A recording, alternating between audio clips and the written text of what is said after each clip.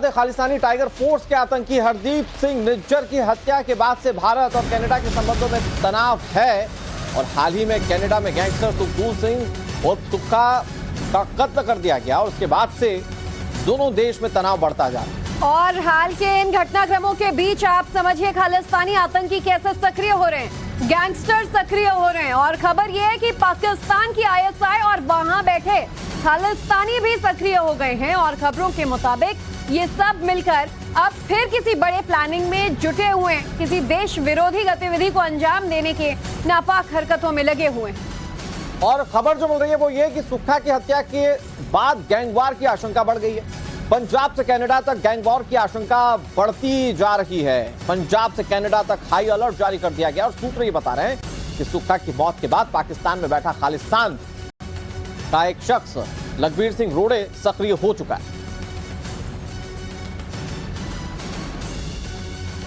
तो गोल्डी को लेकर लगातार जो अपोजिशन गैंग है वो कनाडा में गोल्डी की तलाश कर रहा है।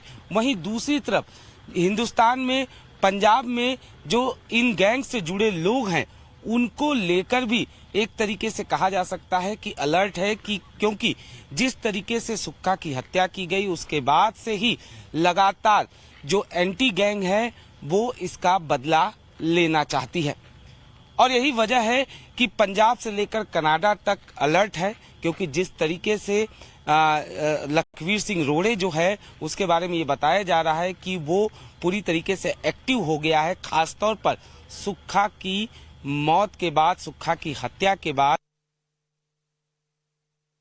तो आपने सुना किस तरीके से यहाँ पर अब जो गैंग्स हैं वो सक्रिय हो रहे हैं धीरे धीरे, लेकिन कनाडा में जो कुछ हुआ उसके बाद अब देखा ये जा रहा है कि पाकिस्तान में बैठे खालिस्तानी और आईएसआई भी ज्यादा सक्रिय होने लगे हैं। खबरें आ रही हैं कि बड़ी साजिश की ओर कदम बढ़ा रहे हैं ये तमाम लोग। सुक्खा की हत्या के बाद पाकिस्तान में रोड़े सक्रिय है। सुक्खा के साथी अर्श डल्ला से संपर्क कर रहा है रोड़े। आईएसआई की सरपरस्ती में रहता है लखबीर सिंह रोड़े और आईएसआई के साथ उसने कई ट्रेनिंग्स ले चुकी हैं। पाकिस्तान में बैठे कनाडा में गैंगवॉर का प्लान बनाता है और रोड़े के बारे में जो जानकारियां निकलकर सामने आ रही हैं आपको भी सुनाते हैं।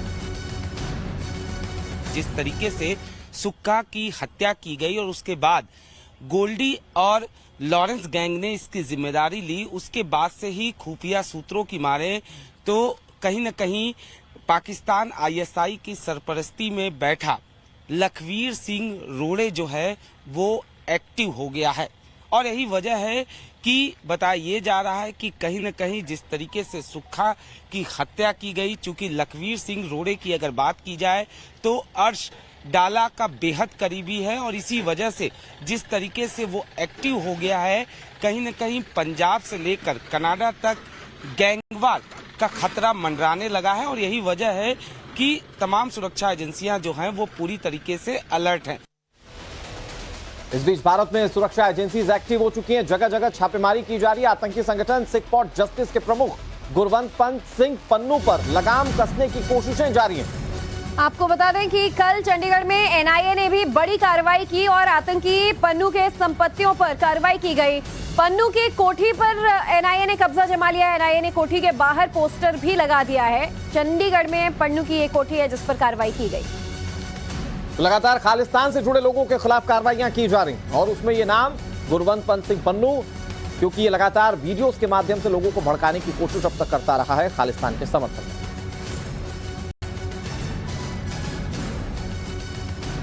और ये सेक्टर 15 में 2033 मकान है और इस मकान के बाहर आप देखिए एक नोटिस चस्पा किया गया है अंग्रेजी में और नीचे पंजाबी भाषा में इसमें लिखा गया है कि इस घर का जो कि 2033 मकान नंबर है 1/4 हिस्सा गुरपतवंत सिंह पन्नू के नाम पर है, बाकी हिस्सा उसके फैमिली में दूसरे जो सदस्य उनके नाम पर है।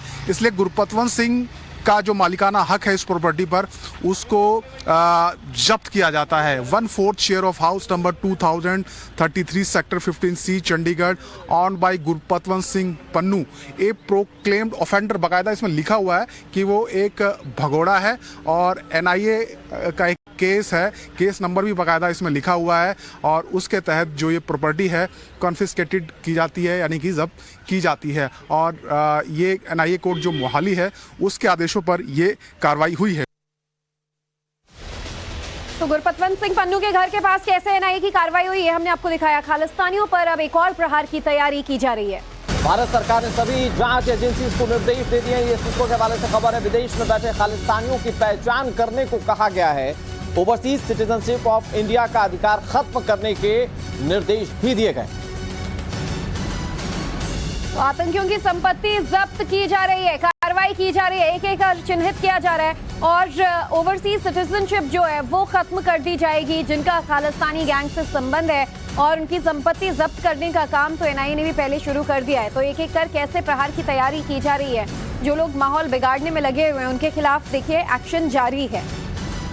और अनुज हमारे सहयोगी इस खबर पर ज्यादा जानकारी के साथ जुड़ गए। अनुज, जो गैंग वॉर हुआ था, जिस तरीके से पूरा मामला कनाडा के अंदर सामने आया था, उससे कनाडा सरकार तो एक्सपोज हो ही गई और कनाडा सरकार बैकफुट पर भी है। लेकिन अब भारत सरकार ने खालिस्तानियों को लेकर प्रोएक्टिव कदम उठाना शुरू कर दिए। कार्रवाई को लेकर क्या जानकारी मिल रही है? निश्चित तौर पर जिस तरीके से भारत सरकार की तरफ से तमाम जांच एजेंसियों को ये कहा गया है कि वो जो विदेशों में बैठे हैं खालिस्तानी, जो कि भारत में कहीं ना कहीं खालिस्तानी मूवमेंट को हवा दे रहे हैं, उनकी पहचान किया जाए और उनका OCI जो है वो कैंसिल किया जाए। इतना ही नहीं, सूत्रों की माने तो ये भी निर्देश दिए गए हैं कि जो भारत में जो उनकी संपत्तियां हैं उन्हें कुर्क किया जाए, उनके जो जानकार लोग हैं उनकी पहचान की जाए।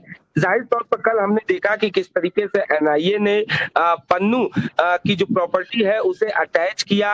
इतना ही नहीं, भारत सरकार की तरफ से अब लगातार जो खालिस्तानी मूवमेंट को हवा दे रहे हैं खालिस्तानी आतंकी, उनकी पहचान करने की कवायद शुरू कर दी गई है। जिस तरीके से हमने देखा कि सुक्खा की हत्या की गई, लॉरेंस और गोल्डी गैंग ने इसकी जिम्मेदारी दी, उसके बाद कहीं ना कहीं एक खतरा जरूर मंडराने लगा है, वो भारत से लेकर कनाडा तक, वो गैंगवार का।